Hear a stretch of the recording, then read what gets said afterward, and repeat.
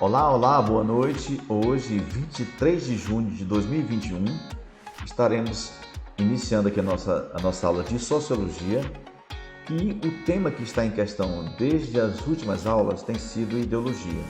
Como eu percebi que alguns alunos tiveram alguma dificuldade para compreender o significado de ideologia, eu me preocupei em organizar essa aula conceituando melhor o termo ideologia dentro da sociologia. Então, admitimos que é muito difícil encontrar na ciência social um conceito tão complexo. Esse é um dos conceitos mais complexos que nós temos nas ciências sociais. É cheio de significados, cheio de significados diferentes, dependendo do contexto histórico, dependendo dos teóricos e etc. Então, há uma acumulação fantástica de contradições, dos paradoxos e arbitrariedades, ambiguidades, etc., equívocos em relação ao conceito de ideologia. Por isso que nos primeiros momentos que nós começamos a falar em ideologia aqui, alguns alunos me colocaram, mas professor, a ideologia de gênero? Não é ideologia de gênero, estamos falando da ideologia dentro do conceito da sociologia. A sociologia explica o que vem a ser ideologia. Tá certo? O termo ideologia, inicialmente, ele foi utilizado pelo francês Destutt de Tracy, né? Ele utilizou esse termo com a finalidade de definir o que nós vamos ver aqui no slide seguinte. Segundo o autor Tracy, ideologia é o estudo científico das ideias, e as ideias são resultado da interação entre o organismo vivo e a natureza, o meio ambiente. Observe, as pessoas quando observam o ambiente, a natureza, elas fazem uso de quê? Fazem uso da vontade, da razão, da percepção e da memória para idealizar as coisas. Então, a ideologia seria o estudo dessa ideia que as pessoas têm da natureza, dessa ideia que as pessoas têm do meio ambiente. A primeira vez que esse termo foi utilizado dentro da literatura foi com esse autor francês. Já depois, o Tracy, esse autor, o Tracy, ele procurou elaborar uma explicação para os fenômenos sensíveis, né? Que você observa os fenômenos sensíveis e aí você vai dizer alguma coisa, vai construir uma ideia sobre aqueles fenômenos sensíveis. Fenômenos da natureza, fenômenos... aqui não era com a preocupação sociológica, não. Então, ele disse que a ideologia seria a área que ia estudar a ideia que as pessoas têm sobre os fenômenos, né? Que são captados pela percepção, pela vontade, pela memória. Bom, mas em 1812, Napoleão Bonaparte utiliza esse termo ideologia como o de ideia falsa ou ilusão, num discurso perante o Conselho de Estado. Esse Conselho de Estado era uma espécie de congresso, de assembleia legislativa, né? De congresso de deputados, de senadores e tudo mais, pessoas que participavam das discussões sobre as políticas públicas. Então, dentro do Conselho de Estado, Napoleão Bonaparte disse que a ideologia era uma ideia falsa ou uma ilusão. E afirmava que os adversários utilizavam da ideologia para emitir ideias falsas e ilusões. E dizia que seus adversários eram muito metafísicos. O que é metafísico? Metafísico são pessoas abstratas, né? Um pensamento metafísico é um pensamento que não está ligado diretamente à experiência, à realidade material, mas ao pensamento, à forma de pensar. Karl Marx pegou essa ideia e retomou esse conceito, conservando esse significado que o Napoleão deu, não é isso? E aí ele disse, o ideólogo é o sujeito que inverte as relações entre as ideias e o real. A ideia que Karl Marx construiu de ideologia foi a partir do que Bonaparte deixou, do legado de Bonaparte, Napoleão Bonaparte. O ideólogo é o sujeito que inverte as relações entre as ideias e o real, né? Então, no livro A Ideologia Alemã, escrito em 1846, o conceito de ideologia parece como equivalente à ilusão, uma falsa consciência, uma concepção idealista, na qual a realidade é invertida e as ideias parecem como o motor da vida real. É como se as ideias fossem falsas, as ideias que as pessoas têm da realidade fossem falsas, invertidas. Vamos continuar com essa explicação. Aí tem uma charge lá em cima. Esse sistema de cota só serve para gerar desigualdades, né? O sujeito está falando para o outro ali. Aí o outro responde assim: é verdade. Antes dele, éramos mais iguais aqui dentro. Acho que os universitários estão falando isso aí um com o outro, né? Eles estão criticando o sistema de cota, dizendo que o sistema de cota causa a desigualdade. Eles estão falando isso provocado por quê? Será que isso é uma realidade? Está retratando uma realidade ou uma ilusão da realidade construída por um determinado grupo de pessoas, né? Então, trata-se de um sistema elaborado de representações e de ideias que correspondem a formas de consciência que os homens têm em determinada época. É assim que o Karl Marx define ideologia. Então, para Marx, claramente, as ideias das classes dominantes são as ideologias dominantes na sociedade. Observe que para Karl Marx existem as classes dominantes e as classes dominadas. A classe dominante produz ideologias e as classes dominadas reproduzem essas ideologias. Aí o que nós vemos aí, esses dois jovens conversando dentro do campus universitário, estão exatamente reproduzindo o que a classe dominante uma ideologia difundida pela classe dominante. Quem teria mais interesse de difundir uma ideia como essa, de que a desigualdade foi criada pelo sistema de cota? Justamente quem não precisa de cota. E quem não precisa de cota? A classe dominante. Com base nos pressupostos teóricos do materialismo histórico é a teoria do Karl Marx. Numa aula subsequente, eu poderei estar explicando melhor isso aí. Com base nos pressupostos teóricos do materialismo histórico, o pensador alemão, Karl Marx, demonstra que a ideologia não surge do nada. Essa falsa consciência não cai do céu, ela é fabricada, ela é construída, né? Ela é produzida a partir de quê? Das relações socioeconômicas, da luta de classes, das condições que existem, das contradições que existem na sociedade em que vivemos, com o objetivo de tentar justificar, amenizar ou ocultar seus conflitos, tornando-os aceitáveis e naturais. Olha, nós estamos vendo aí nessa imagem um rapaz que não é negro, está com o celular, mandando mensagem, né? E o rapazinho não tem celular. O que ele tem? Tem um pedaço de pão, não é verdade? Bom, alguém que critica essa perspectiva contra a cota, ele vai dizer assim: se o negro se esforçar, ele vai conseguir obter os mesmos sucessos que o branco. Só que ele não observa e ele não faz questão de mencionar que as condições socioeconômicas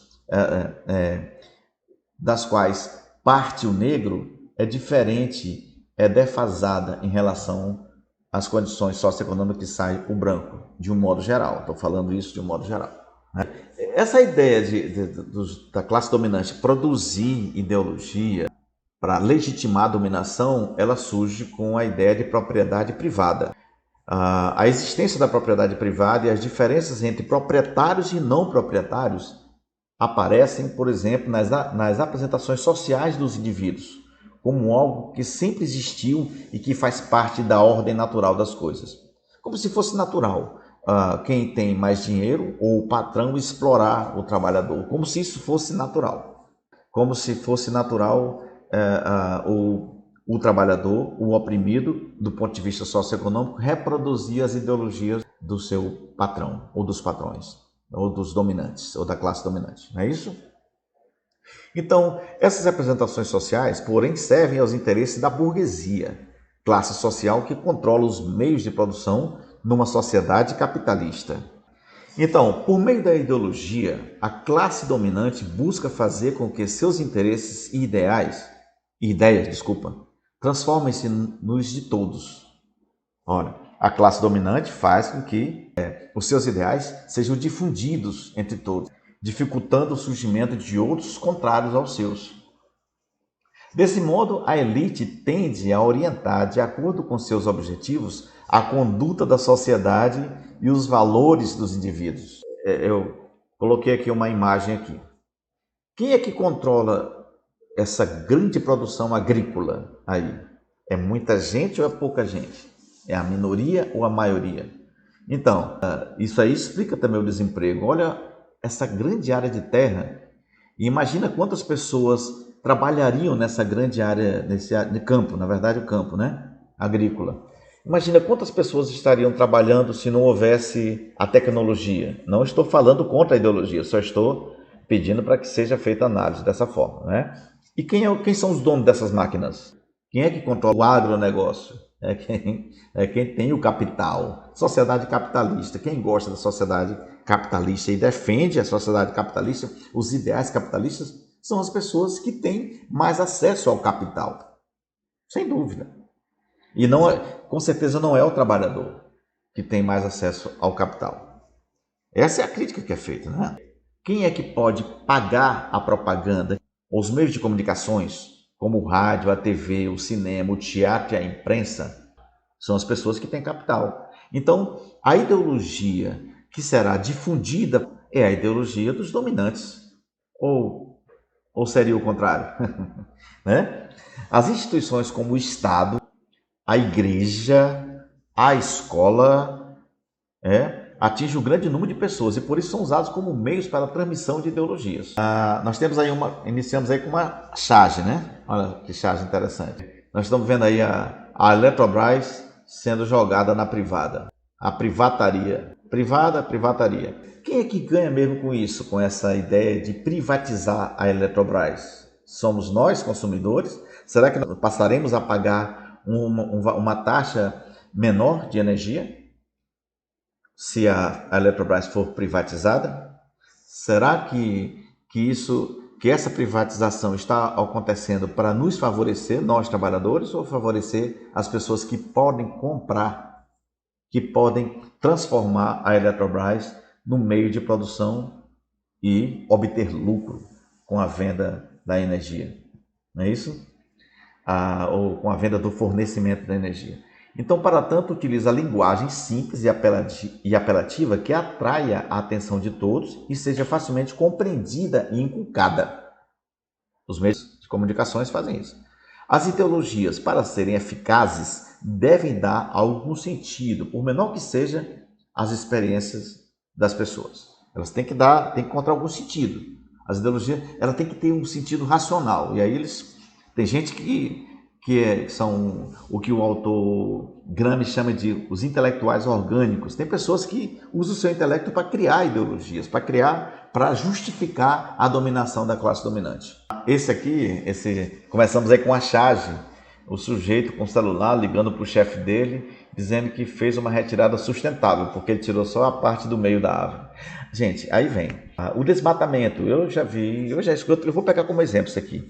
Muita gente dizendo assim, mas a Amazônia é nossa, nós podemos desmatar. Quando diz que é nossa, está me incluindo. Eu estou incluso como alguém que é dono da Amazônia. Mas aí, eu não estou entrando dentro da Amazônia retirando madeira para vender. Então, como é que é nossa e eu não estou usufruindo dos bens? Eu não estou dentro da nossa conta bancária, não vem o rendimento da venda de madeira para o exterior. A Amazônia é nossa só para a gente dizer que é nossa, mas na hora de vender, no momento que estão vendendo a madeira, desmatando a Amazônia, com o pretexto de que a Amazônia é nossa, o lucro deveria ser repartido para nós, né? E não é. Então, que nossa é isso? Esse nossa é um pronome possessivo, falso, é ideológico. Essa ilusão, dizer que a Amazônia é nossa. É nossa enquanto país, está dentro do nosso território. Mas é nós nós estamos conseguindo controlar essa Amazônia? Nós estamos conseguindo preservá-la? Nós estamos essa parte que está sendo desmatada e vendida, estamos tendo acesso ao recurso utilizado na venda, no capital? Estamos tendo acesso ao capital resultante da venda das madeiras da Amazônia? Então, ela não é nossa, né? Ela não é nossa. Então, claro, não queremos afirmar que as pessoas não refletem sobre o que ocorre no seu cotidiano e no meio social em que vivem. Na verdade, a maior parte das pessoas tem um olhar atento quando se trata de seus interesses e direitos. Como também a maioria delas sentem-se desconfortáveis com a ideia de fazer parte de uma forma de vida injusta. Ninguém quer saber que está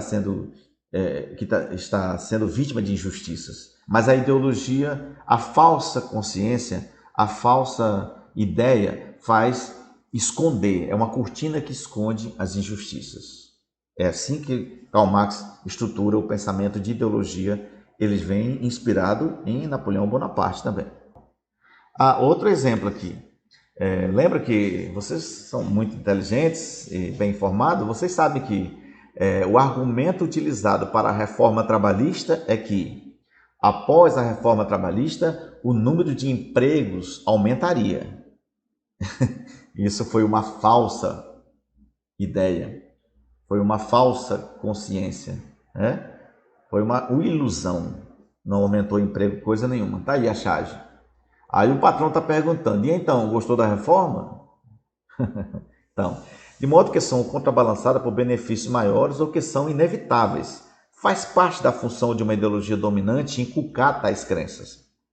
E pode fazer isso, talvez, seja através da falsificação da realidade social, seja sugerindo que esses aspectos não podem ser evitados, né? Como assim, ó? Não podemos evitar a venda da Petrobras, não podemos evitar a reforma trabalhista, porque caso contrário, o país não vai desenvolver. Não podemos evitar a reforma administrativa, caso contrário, o nosso país não vai desenvolver. Por exemplo, pode apresentar uma determinada área de trabalho em que sobram vagas, por falta de profissionais qualificados. Mas aí, ao mesmo tempo, oculta a má distribuição de verbas políticas para a educação. Não tem profissionais qualificados para aquelas áreas que estão necessitando de profissionais, porque não houve uma distribuição de verbas públicas, não houve uma aplicação de verbas públicas coerente para que as pessoas estivessem qualificadas para ocupar os ditos empregos, as ditas vagas trabalhistas de trabalho. Então, nós temos aí nessa charge uma criança dizendo para o pai, está falando isso lá do morro, pai, eu quero morar naquele mundo. Por quê? Na cabecinha dessa criança, aquele mundo é o mundo onde todos devem morar, né?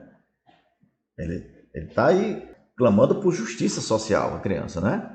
E aí, as condições que ele terá? Imagina o preço de morar num apartamento desses aí,